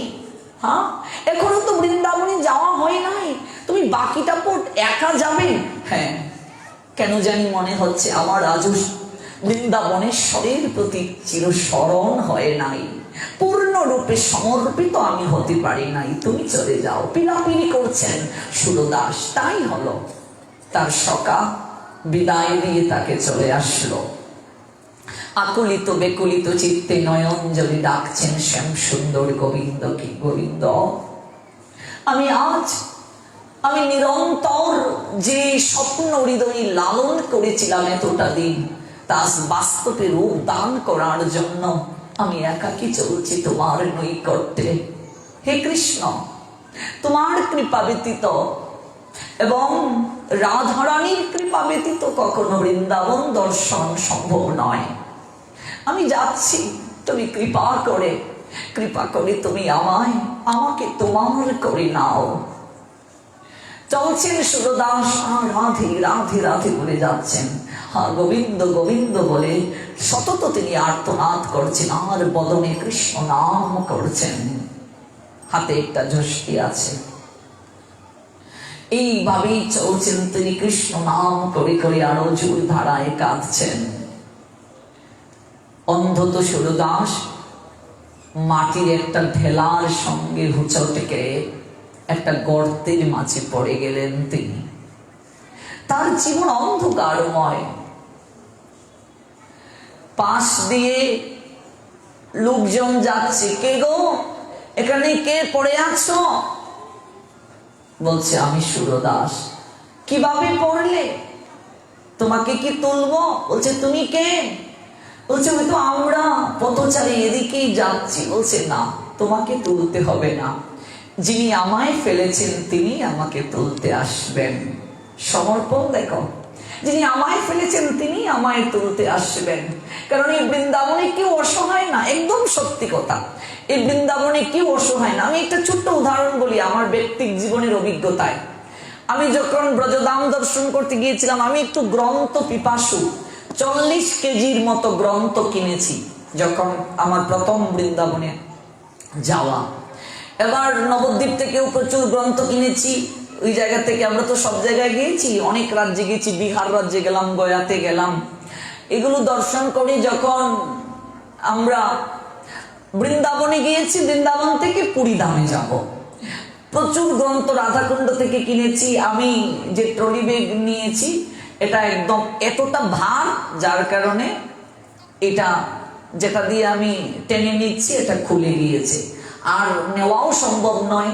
এই ট্রেনগুলো আপনারা যারা গিয়েছেন, রেল স্টেশন তো আর ছোটখাটো রেল স্টেশন নয়, এত বৃহৎ বৃহৎ রেল স্টেশন, চলন্ত সিঁড়ি, এগুলোতে আপনি টেনে নিয়ে তুলবেন কি করে? আর এত গ্রন্থ নিয়ে আসাটাও তো কঠিন। এবার পুরী ধামে যাব, মথুরা স্টেশন থেকে পুরী ধামের উদ্দেশ্যে যাওয়া, যারা গিয়েছেন জানেন, 3 দিন 3 রাত, 3 দিন 3 রাত কেবল শুধু জল খেয়ে, কিছু খাওয়ার নেই সিস্টেম, আর শুকনা প্রসাদ নিয়ে গিয়েছিলাম। এবার ওই জায়গা থেকে এই মথুরা ধামে ভাবছি যে কিভাবে যাব, এই ব্যাগগুলো কিভাবে নেব, ট্রলি ব্যাগটা নষ্ট হয়ে গেছে, কেন এই মুহূর্তে কিচ্ছু কিও নেই। আর একটা, এর আগে যেহেতু আমি অনেক বৈষ্ণবদের মুখে হরি কথা শুনেছি যে বৃন্দাবনে কেউ কখনো সমস্যায় থাকে না, আমার হৃদয় মাঝে একটা অনুভব হলো, হে রাধে রানী, এমন একটা বিপদে পড়লাম, এত গ্রন্থ কিভাবে নেব? এই ট্রলি ব্যাগটাও নষ্ট হয়ে গেছে। এটা যদি ট্রলি ব্যাগ ঠিক করার জন্য যদি কোনো লোক পাওয়া যেত তাহলে হয়তো ভালো হতো। একেবারে আচমকাই বেশাসনে বসে কথাটা বলছি, 4-5 মিনিট রেল স্টেশনে বসছি, হঠাৎ একটা লোক আসছে, কেউ ব্যাগ ঠিক করাবেন? ব্যাগ ঠিক হিন্দিতে বলছে। অবাক কাহিনী, এটা আমি আমার ফেসবুকেও লিখেছি এই ঘটনাটা। অবাক কাহিনী এগুলো, সত্যি কথা একদম। বৃন্দাবনে কোনো কিছুর অভাব নেই, আপনার খাওয়ার অভাব, থাকার অভাব, কিচ্ছুটির অভাব নেই। রাধারানী স্বয়ং কৃপা করে সমস্ত কিছুর ব্যবস্থা করেন, কিচ্ছুটির অভাব নেই। শুধু হৃদয়ে ভক্তি আর প্রেম যদি থাকে রাধারানীর প্রতি, একেবারে অবাক। এটা আমি আমার স্মৃতিচারণ করেছি ফেসবুকে, যে কিছুক্ষণ পরেই একটা লোক এসেছে ট্রলি ব্যাগ ঠিক করবে। কি দরকার, কে পাঠালো? ভগবান কৃপা করেছেন, রাধারানী কৃপা করেছেন। ওই মথুরা রেল স্টেশনে বসে ভাবছিলাম, তারপরে এই সমস্ত গ্রন্থ নিয়ে এসেছিলাম বহু কষ্ট করে। আজকে এই যে কথাগুলো বলছি, এগুলো এক এক গ্রন্থ নয়, এই গ্রন্থ থেকে একটু, এই গ্রন্থ থেকে একটু, কত কষ্ট করে সংগ্রহ করা, আর এগুলো বিতরণ করা হচ্ছে। 1 লক্ষ টাকার গ্রন্থ সংগ্রহ করেছিলাম স্টুডেন্ট লাইফে থাকতে। আর এই গ্রন্থগুলো যে কত কষ্ট করে, বাংলাদেশে তো কোনো গ্রন্থ তেমন পাওয়াই যায় না। এই গ্রন্থগুলো শুধু সংগ্রহ করলেই তো হবে না, পড়তে হবে। আপনারা আমায় কৃপা আশীর্বাদ করবেন যেন আরো জানতে পারি। এখনো কিছুই জানা হয় নাই। আপনারা ভক্ত বৈষ্ণব, আপনাদের যদি কৃপা হয়, জানার কোনো শেষ নেই। আমি মনে করি এখনো কিছুই জানা হয় নাই, কিচ্ছুটি শেখা হয় নাই, আরো শেখার আছে, আরো জানার আছে। বৃন্দাবনে কেউ কখনো অভুক্ত থাকে না, রাধারানী এতটা কৃপাময়ী সেখানে। সুরদাস বলছেন যে আমাকে গর্তে ফেলেছে, সে আমায় তুলতে আসবে, নতুবা আমি গর্তেই পড়ে থাকবো। আর আর্তনাদ করছেন, হে শ্যাম সুন্দর গোবিন্দ, হে শ্যাম সুন্দর গোবিন্দ, আর্তনাদ করছেন। উপলব্ধি করতে পারছেন প্রবল বেগে বাতাস বইছে, ধুলো বালি উড়ছে, চোখে দেখেন না কিন্তু অনুভব তো আছে। প্রবল বেগে বাতাস বইছে, আকুল সুরে সুরদাস কাঁদছেন। এত কান্না, আর কৃষ্ণ কৃষ্ণ বলে আর্তনাদ করছেন গর্তে পড়ে, হা কৃষ্ণ, হা গোবিন্দ। এরকম আকুল সুরে যদি কেউ ডাকে, পাষাণ হৃদয় গলে যায়। ওই নাম পাষাণও গলাতে পারে, আমার মন পাষাণও গলে না। এমন মধু মাখা কৃষ্ণ নামে আমার মন তো গলে না। কৃষ্ণ নাম পাষাণ হৃদয়কে গলিয়ে দেয়। কৃষ্ণের বংশীর ধ্বনি পর্বতকে গলিয়ে দিয়েছিল। চরণ পাহাড় যারা দর্শন করতে গিয়েছেন বৃন্দাবনে দেখবেন, কৃষ্ণের এখনো ছোট্ট ছোট্ট এই পায়ের চিহ্ন, পদচিহ্ন আছে। এটা চরণ পাহাড়। এই যে কাম্যবনে দেখবেন পা পিছলে, এই যে বাচ্চারা আমরা ছোটবেলা পা পিছলে খেলা খেলতাম, উপর থেকে এরকম আমরা পড়তাম, তারপর ধীরে ধীরে উপর থেকে নিচে যেতাম, এরকম পা পিছলে করে। এটা কাম্যবনে একটা জায়গা আছে, পা পিছলে পাহাড়। এখানে উপর থেকে আপনি বলবেন, অনেক শত শত ভক্তরা, বৃদ্ধ, বয়োবৃদ্ধ, মধ্যবয়স্ক, এরকম ছোট বাচ্চারার মতো কৃষ্ণ যে সকাদেরকে নিয়ে খেলতেন, ওই পাহাড়ের মাঝে এইভাবে বসলেন, আর একদম উপর থেকে এরকম গিয়ে পড়ছেন নিচে, পা পিছলে পাহাড়, কাম্যবনে। এটা শুধু আনন্দ। আলতা পাহাড় যদি কখনো যান, যেখানে গোবিন্দ রাধারানীর চরণে আলতা পরিয়ে দিয়েছিলেন, এখনো এই পাহাড়ের পাথরগুলো লাল। যেখানে কুকিল বন, কুকিলরা যেখানে কৃষ্ণ কৃষ্ণ বলে কুহু কুহু রবে ডাকছিল, চরণ পাহাড়ে গিয়ে দেখবেন কৃষ্ণের বংশীর ধ্বনিতে পাথরগুলো গলে গিয়েছিল। এবং সেই জায়গায় যে হেঁটে গিয়েছেন কৃষ্ণ, এখনো চরণ চিহ্ন আছে কৃষ্ণের। তাই সেই কৃষ্ণ নামে, কৃষ্ণের বাঁশির ধ্বনিতে পাষাণ গলে যায়। পর্বতের একটা প্রতিশব্দ তো পাষাণ, পাষাণ গলে যায় মানে পর্বত গলে যায়। বৈষ্ণব কবি বললেন, ওই নাম পাষাণও গলাতে পারে, কিন্তু এই নাম, এই কথা শ্রবণে আমার মন গলে না, আমার মন পাষাণ থেকেও পাষাণতর। ওই নাম পাষাণও গলাতে পারে, আমার মন পাষাণও গলে না। এমন মধু মাকা কৃষ্ণ নামে আমার মন তো মজে না। বৈষ্ণব কবি প্রার্থনা করছেন, ওরে হরি পাষাণ মন, যদি কোনোদিন তোকে বৈরাগী বানাতে পারতাম, হ্যাঁ কোনোদিন যদি তোকে বৈরাগী বানাতে পারতাম, মন যদি বৈরাগী হইত, কৃষ্ণ নামটি সদায় লইত। বৈষ্ণব যে বিরাগী, যে সংসার ছেড়ে চলে এসে, তার তো কোনো কাজ নেই, শুধু নাম করা। ওরে পাষাণ মন, কোনোদিন যদি তোকে বৈরাগী বানাতে পারতাম, তবে তুই সদা কৃষ্ণ কৃষ্ণ কৃষ্ণ বলে গাইতে। মন যদি বৈরাগী হইত, কৃষ্ণ নামটি সদাই লইত। আমার কুপথে মন চলে সদা, সুপথে মন চলে না। আমার মন সর্বদা কুপথে চলে, কুচিন্তন করে, সুপথে চলে না। সুচিন্তন করে না, কৃষ্ণ চিন্তন করতে চায় না। নাম পাষাণ গলিয়ে দেয়, মন পাষাণ আমার গলাতে পারলো না। কিন্তু সুরদাসের মতো ভক্ত যারা, তাদের হৃদয় থেকে যে কৃষ্ণ নামের অনুরণন আসে, তাদের চোখ বেয়ে যে কৃষ্ণ বিরহে ক্রন্দন আসে, এই ক্রন্দনে ব্রজবিহারী কৃষ্ণ স্থির থাকতে পারেন না বাবা। কারণ নয়নের জলের মূল্য অনেক বেশি গো। এই পৃথিবীতে ভক্তরা ভগবানকে কিনে নিয়েছে নয়নের জল দ্বারা।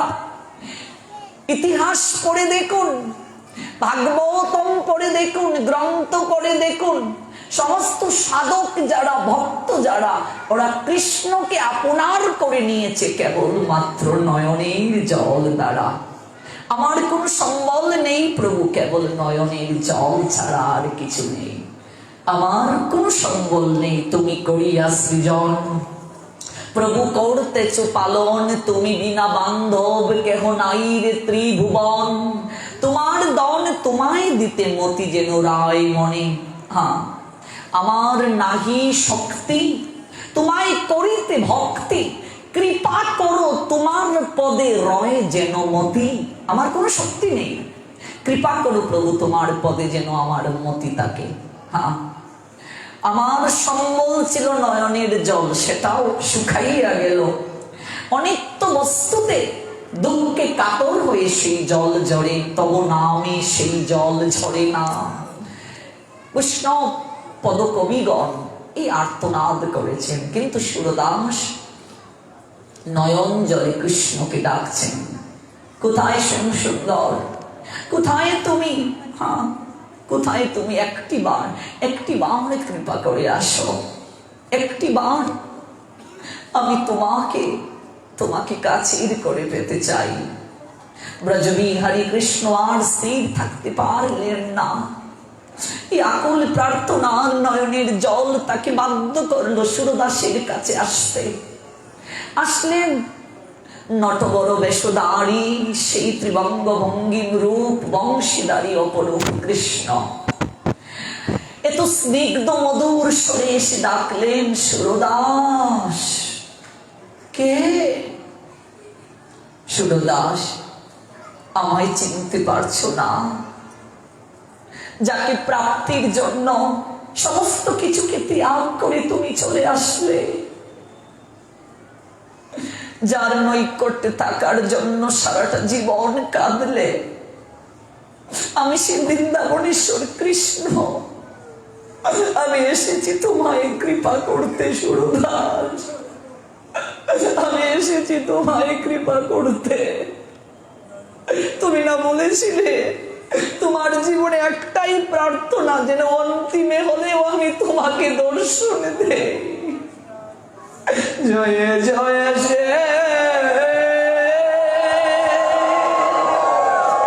রাধে,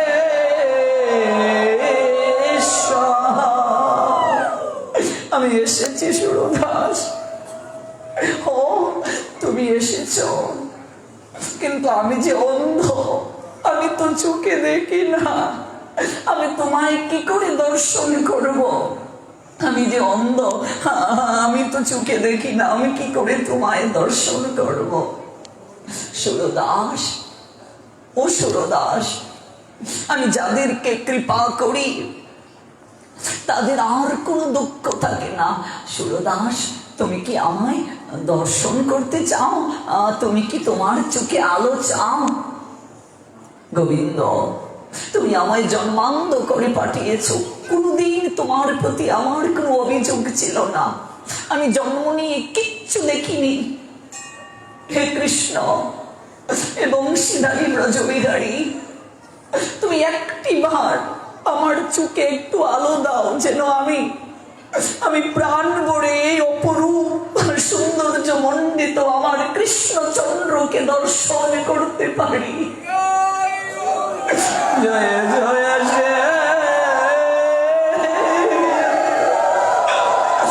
রাধে, আমি কিচ্ছু চাই না, আমি একটি বার শুধু তোমাকে দর্শন করতে চাই। শুনেছি হৃদয়ে কামনা থাকলে নাকি পৃথিবীতে তাকে আবার জন্ম নিয়ে আসতে হয়। তুমিই বলেছ কর্মণি অধিকারতে মা ফলেষু কদাচন মা কর্ম ফল হেতু মাতে সঙ্গস্ত কর্মাণি। তুমিই বলেছ কর্ম করে যাও, ফলের আকাঙ্ক্ষা নেই, আকাঙ্ক্ষা রাখতে নেই। আমার এই আকাঙ্ক্ষার কারণে যদি আমাকে আবার জন্ম নিয়ে আসতে হয় পশু পাখি, তাতেও আমি রাজি আছি। তথাপি আমার একটাই হৃদয়ে কামনা, আমি আমার চোখে একটু আলো চাই। কৃষ্ণ, তোমাকে শুধু একটি বার দর্শন করব। আমার এই কামনার কারণে যদি বন্ধন হয়, আমি তাতেও রাজি আছি। একটি বার কৃপা করে আমার চোখে আলো দাও, আমি তোমাকে একটু দর্শন করতে চাই। কি এমন তুমি, যার নাম শুনে কথা শুনে মানুষ সমস্ত কিছু বিসর্জন দিয়ে তোমার কাছে চলে আসে? আমি একটি বার এই অপরূপ মাধুর্য মণ্ডিত সুখান্ত বয়কে দর্শন করতে চাই। ব্রজবিহারী কৃষ্ণ সুরদাসকে বললেন, ও সুরদাস, প্রত্যেকটা মানুষের তো একটাই কামনা হওয়া উচিত। ভাগবতাচার্যগণ বললেন, সুখদেব বললেন পরীক্ষিতকে, পরীক্ষিত, প্রত্যেকটা মানুষের একটাই কামনা হওয়া উচিত, কৃষ্ণ দর্শনের কামনা। প্রত্যেকটা মানুষের একটা আকাঙ্ক্ষা হওয়া উচিত, কৃষ্ণ প্রেম পীযুষ আস্বাদনের আকাঙ্ক্ষা, কৃষ্ণ কথা শ্রবণের আকাঙ্ক্ষা, আর কোনো আকাঙ্ক্ষা থাকা উচিত নয়। এই কামনা তো সাত্বিক কামনা সুরদাস, এই কামনা সাত্বিক কামনা। এই কামনার কারণে কেন তোমার বন্ধন হবে? সুরদাস, তুমি আমায় দর্শন করতে চাইছ। মণিগণ যোগীগণ এমনকি দেবতারাও আমার দর্শন পায় না, কিন্তু সুরদাস, আমি কৃপা করে নিজে এসেছি তোমাকে দর্শন দেওয়ার জন্য। কেন জানো সুরদাস? কারণ তোমার নয়নের জলের কাছে আমি আজ বিক্রি হয়ে গেছি। তুমি এমন করে কেঁদেছ আমার জন্য সারাটা জীবন, আমি আর স্থির থাকতে পারিনি। সুরদাস, সুরদাস, আমি তোমাকে দিব্য দৃষ্টি দিচ্ছি। এই বলে গোবিন্দ আমার সুরদাসের নয়নে আলতো করে পরশ করলেন। সুরদাসের নয়নে আলো সঞ্চারিত হলো। জয় জয় ব্রজবিহারী বৃন্দাবনেশ্বর কৃষ্ণ প্রীতি প্রেমানন্দে হরি হরি বল। সুরদাস চোখ খুললেন। মাগো, সুরদাসের মতো ভক্ত কজন হয়? এই চোখটা খুলে প্রথম তিনি কৃষ্ণ দর্শন করলেন। বাবা, জনম সফলতার কৃষ্ণ দর্শন যার ভাগ্যে হইয়াছে একবার। এই সৌভাগ্য রাধারানীর ছিল।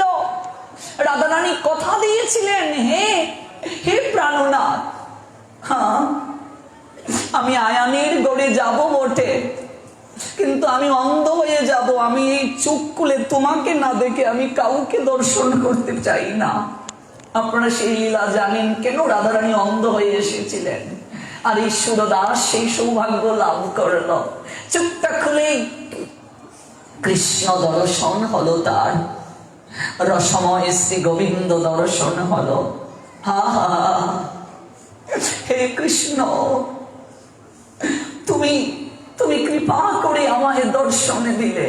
হে কৃষ্ণ, যে যতমাং প্রপদ্যন্তে তাং তথা এব বোঝামি অহং মম বর্ত অনুবর্তন্তে মনুষ্যে পার্থ সর্বস্ব। হ্যাঁ, তুমি তুমি আমার বংশীদারী কৃষ্ণ, তুমি আমার ত্রিভঙ্গ ভঙ্গিম রূপে তুমি সর্বদা আমাকে কৃপা করো। হে কৃষ্ণ, হ্যাঁ, আমি তো তোমাকে হৃদয়ে সর্বদাই দর্শন করি।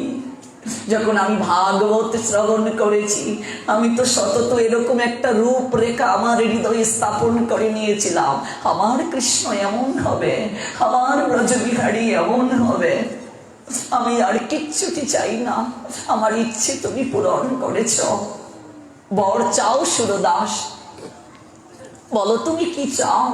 আমি যাকে দর্শন দেই, আমি যাকে কৃপা করি, তার ইচ্ছে পূরণ করি, বর দেই। বলো তুমি কি চাও?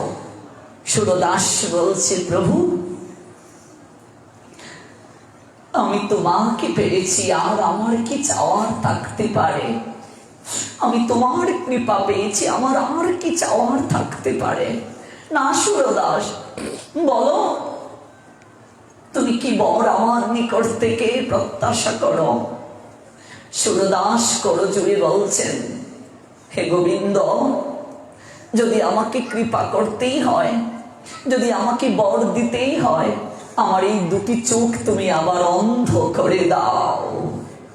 কি সুরদাস, একটু আগে না ক্রন্দন করলে এই দুটি চোখে আলো দেওয়ার জন্য, তুমি যেন আমায় দর্শন করতে পারো? তাহলে এই চোখে আলো পেলে কেন তুমি আবার অন্ধ হতে চাও? হে গোবিন্দ, তুমি আমায় দর্শন দিয়েছো, কিন্তু তুমি তো চিরকাল আমার কাছে থাকবে না, তুমি তো আমায় ছেড়ে চলে যাবে। এই চোখ দিয়ে আমি তোমায় দেখেছি, আমি আর কাউকে দেখতে চাই না, আমি আর কাউকে দেখতে চাই না। তুমি আমার এই চোখ দুটি অন্ধ করে দাও। আমি এই চোখ দিয়ে তোমাকে দেখে হৃদয়ের মাঝে স্থাপন করেছি, সারাটা জীবন আমি হৃদয়ে তোমাকে অনুভব নিয়ে বেঁচে থাকতে চাই। জয় জয়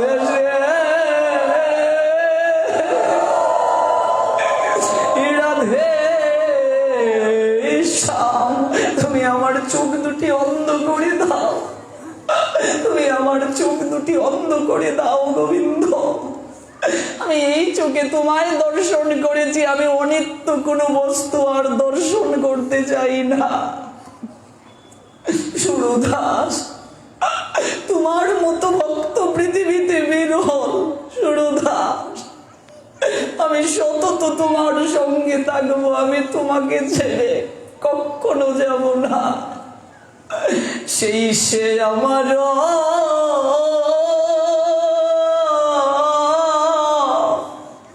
আমি সে তাহার,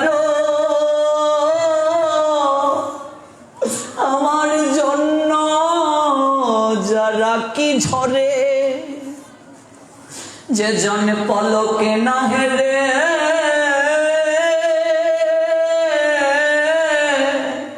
প্রলয়ে মনে করে আমি থাকি তার হৃদয় মন্দিরে। এই জগতে আমি কেবল তার, সেই সে আমার, আমি সে তাহার। জগতে আমি কেবল তার, সেই ভক্তই কেবল আমার। কে? আমার জন্য যারা কি ঝরে, যে জন পলকে না হেরে প্রলয়ে মনে করে আমি থাকি তার হৃদয় মন্দিরে। বাবা, চোখে পলক পড়তে যতটা সময় লাগে, ততটা সময়ও যে আমাকে দর্শন না করে থাকতে পারে না। রাধারানী বলছেন, হ্যাঁ, এমনিতেই দুটো নয়ন দিলে, আবার নয়নে পলক দিলে, ওই পলক পড়তে যতটা সময়, ততটা সময়ও আমি কৃষ্ণ দর্শন না করে থাকতে পারি না। পলক পড়তে যতটা সময় লাগে, ততটা সময়ও কৃষ্ণ দর্শনে, হ্যাঁ, কৃষ্ণ অদর্শনে আমার নিকটে যেন বিষময় সর্পের চুবলের নিয়ায় যন্ত্রণা মনে হয়। সখীরে, আমি যেদিকে নিরোগী শ্যামল সুন্দর মোহন মাধুরী দেখিতে পাই। সুরদাস, তোমার মতো ভক্ত জগতে বিরল। হ্যাঁ, এই দুটি চোখ তুমি অন্ধ করতে চাইছো, ভেবে নাও আরেকবার। তুমি যা চাইছো তা মন থেকে তো, হে গোবিন্দ, হে গোবিন্দ, তুমি আমার চোখ দুটি অন্ধ করে দাও। আমি কিচ্ছুটি চাই না তোমার কাছে। আমি এই চোখ দিয়ে আর কোনো অনিত্য সুন্দরকে দর্শন করতে চাই না। হ্যাঁ, আমি তোমাকে দর্শন করে হৃদয়ে যে তোমার রূপরেখা আমি স্থাপন করেছি, আমি বাকিটা জীবন আমি সেই রূপ দর্শন করেই থাকতে চাই। আরো কি কিছু চাওয়ার আছে? আরো কি কিছু চাওয়ার আছে? গোবিন্দ, এই জগৎ সংসারে আমার কেউ নেই। শুনেছি যার কেউ নেই তুমি নাকি তার হও। এই জগতে যার কেউ নেই তুমি নাকি তার হও। হে গোবিন্দ, আমার যেন দীর্ঘ নিঃশ্বাস কৃষ্ণ নাম করে তোমার এই ব্রজধামে হয়, যেন এই বৃন্দাবনের ধূলিকণার সঙ্গে আমি অন্তিমে এই দেহটাকে মিশিয়ে দিতে পারি। প্রাণ গোবিন্দ পরমেশ্বর কৃষ্ণ বললেন, তথাস্তু সুরদাস। জয় জয় শ্রী শ্রীরাধে। দেখুন দেখুন, প্রীতির কাছে বৃহৎ ভগবান, প্রীতির কাছে বৃহৎ ভগবান কেমন করে ধরা দেন। হ্যাঁ, কেমন করে ধরা দেন ভগবান। আজকে সেই ব্রজ সখাগণ তারা কেঁদে কেঁদে বলছে, কৃষ্ণ, আমরা যে মরে যাব তাতে আমাদের দুঃখ নেই, কিন্তু শেষ কালে অন্তিমে তোমাকে দর্শন করতে পারলাম না, এটাই আমাদের দুঃখ। কোথায় রে নীলমণি, ওরে কানাই, কোথায় তুই? একটিবার আয় না ভাই, একটিবার যেন তোকে দর্শন করে আমরা যেতে পারি। প্রাণ প্রাণ ভরে ডাকছেন। এই বিষময় বিশ্বজলে আমরা আজ জর্জরিত, বিষের জ্বালায় আমাদের হৃদয় পুড়ছে। নীলমণি কানাই, কোথায় তুই? একটিবার আয় ভাই। প্রাণ ভরে ডাকছেন। শ্রীরাম কৃষ্ণের নিকটে গিয়ে বলছেন, কানাই, ও কানাই, আজ গাভীগণ যাদেরকে তুই গোচারণে নিয়ে আসিস, ওরাও হাম্বা হাম্বা রবে ডাকছে, অপলক চোখে তাকিয়ে আছে, আর তাদের চোখ দিয়ে শুধু জল ঝরছে। ওরা যেন আর্তনাদ করছে তোর নামে, ওরা খুঁজছে তুই কোথায়, কোথায়? আয় না কানাই, আয়। অন্তর্যামী কৃষ্ণ, তিনি তো সব জানেন, তিনি তো ভাবগ্রাহী, তিনি তো ভাব চিত্রাকর্ষক, তিনি তো মনোগ্রাহী, তিনি তো মনোহরা, তিনি তো সুকান্তময়, তিনি তো হৃদয়ে রঞ্জক, হৃদয় আকর্ষক, হৃদয় হরণ কৃষ্ণ। তিনি জানবেন না তো কে জানবে? তিনি জানেন সকারাজ যে জল পান করেছে, এই জল কালীয় হ্রদের জল, কালীয় নাগের বিষাক্ত নিঃশ্বাসে এই জল বিপর্যস্ত। কৃষ্ণ তাই শ্রীরামকে বললেন, শ্রীরাম চলো, শ্রীরাম আজকে কালীয় হ্রদের যমুনার তীরে যারা এই বিষাক্ত জলে, যারা হৃদয় পড়ছে বলে আর্তনাদ করছে, সেই যমুনার মাঝে কালীয় থাকে, কালীয় নাগ। ওই কালীয় নাগ, তার আজ সময় হয়েছে তার অহংকারকে চূর্ণ করার, আজ সময় হয়েছে কালীয় নাগকে শিক্ষা দেওয়ার। তাই কৃষ্ণ চলছেন সখাদের হৃদয়ের আর্তনাদ শ্রবণ করে। এই হৃদয়ে আছে এক কালী নাম সর্প, আজি আমি তাহার করিব চূর্ণ তর্প।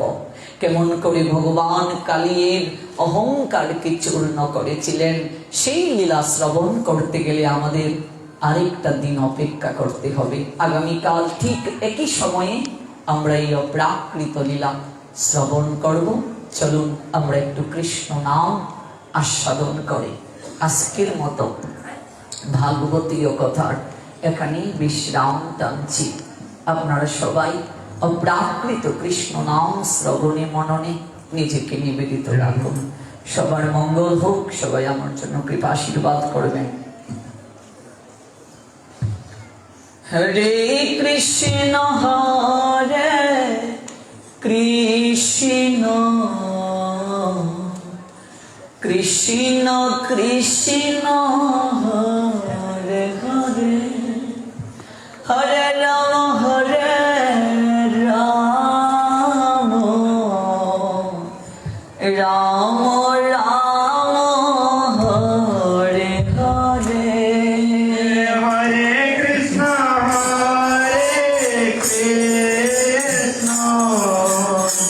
কৃষ্ণ কৃষ্ণ হরে হরে হরে রাম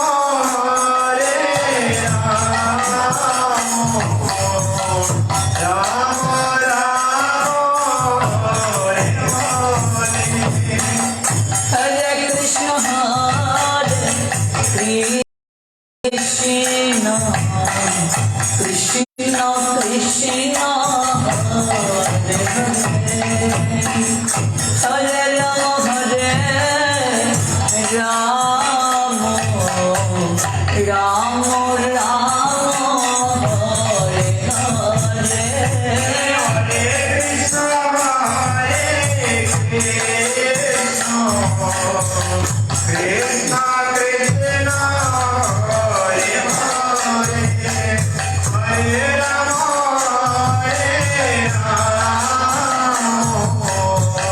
রাম রাম হরে হরে হরে কৃষ্ণ হরে Krishna Krishna Krishna Hare Hare Hare Ram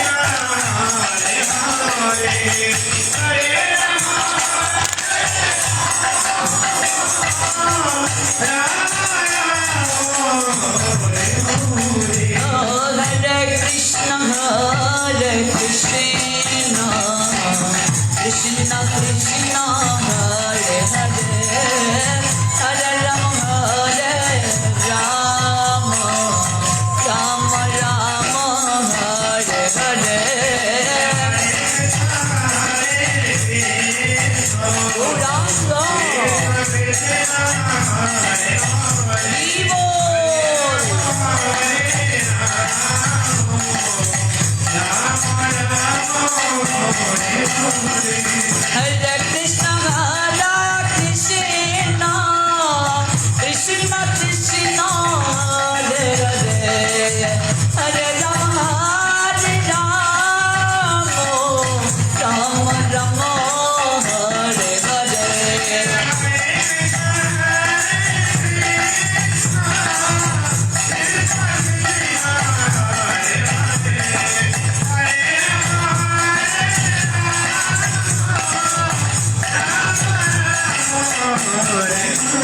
Hare Krishna, Krishna Krishna, Hare Hare, Hare Rama, Rama Rama, Hare Hare. Hari Bol. Radhe Radhe.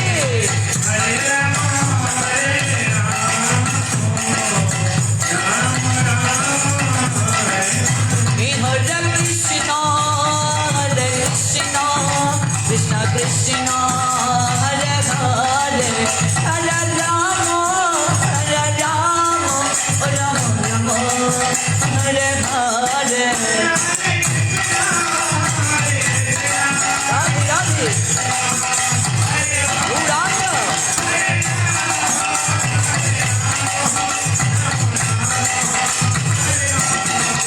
Jai Radhe, Radhe, Radhe Radhe, Radhe Radhe.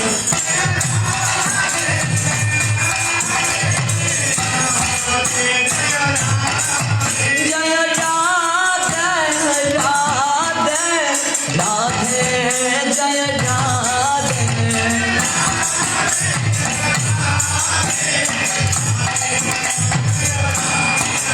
Jaya Gaura Hari, Gaura Hari, Patita Pavana Gaura Hari.